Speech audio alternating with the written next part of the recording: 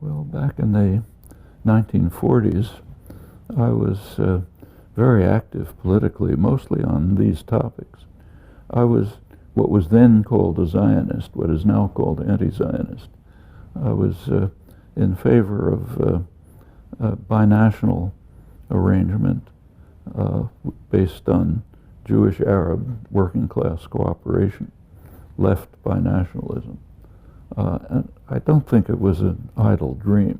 Those are different days from today. Maybe, so we shouldn't look at things from today's perspective. Anyway, that was what I was engaged in, and I still believe it. I think the best kind of system would be a libertarian, left libertarian, not in the American sense, a system based on cooperation of Arab-Jewish working people developing their own free institutions in a society in which there's no national state that picks one group over the other. So I was very much opposed to a Jewish state, which was part of the Zionist movement at the time, remember. This is pre-48. Is that achievable? Well, maybe, but you have to adapt your goals to existing circumstances. From 1967 to about 1975, I think it was a position that could have been implemented. There was a kind of a basis for it, and in fact I wrote about it at the time quite a lot. It was hated by everybody. It was denounced all across the board. Nevertheless, I think it was correct. By the mid-70s, it was no longer feasible.